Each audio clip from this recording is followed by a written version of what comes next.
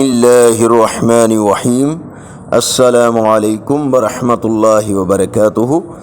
On line Quran academy کی طرف سے آج کے کیلنڈر کے ساتھ خوبصورت فرمانے رسول صلی اللہ علیہ وآلہ وسلم، کسی مسلمان کے لیے یہ جائز نہیں کہ وہ اپنے بھائی سے 3 دن سے زیادہ بات چیت نہ کرے۔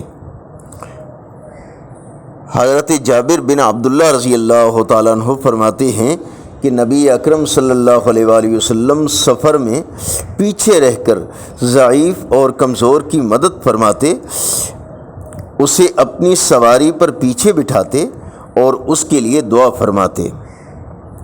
رسول اللہ صلی اللہ علیہ وآلہ وسلم نے ارشاد فرمایا، کوئی دن نہیں جس میں بندے صبح کرتے ہیں مگر اس میں 2 فرشتے اترتے ہیں، ان میں سے ایک کہتا ہے، اے اللہ خرچ کرنے والے کو بہترین بدل عطا فرما، اور دوسرا کہتا ہے، اے اللہ روکنے والے کا مال تلف کر دے۔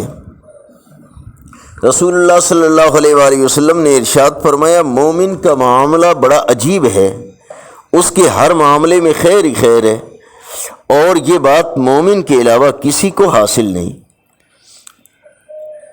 اگر اسے خوشی ملتی ہے تو وہ شکر کرتا ہے، یہ اس کے لیے خیر ہے، اگر مصیبت آتی ہے تو صبر کرتا ہے، یہ بھی اس کے لیے خیر ہے۔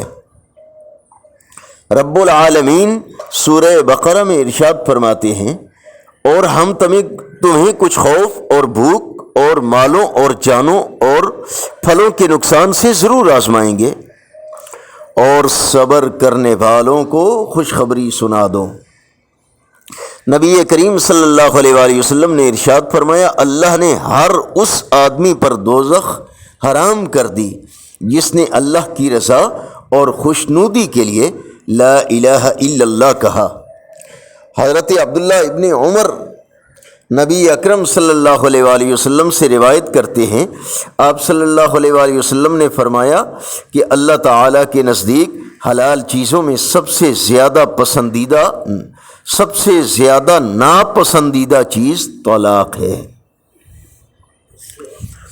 فرمان مصطفیٰ صلی اللہ علیہ وآلہ وسلم، اللہ تعالیٰ چوری کے مال سے کوئی صدقہ قبول نہیں کرتا، اور نہ ہی بغیر وضو کے نماز۔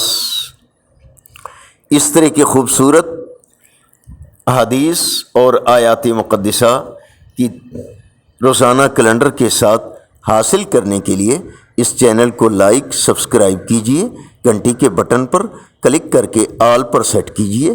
نیک بنیے، نیکی کی دعوت کو پھیلانے کا حصہ بنیے، اور اپنے لیے صدقہ جاریہ بنائیے۔ السلام علیکم ورحمۃ اللہ وبرکاتہ۔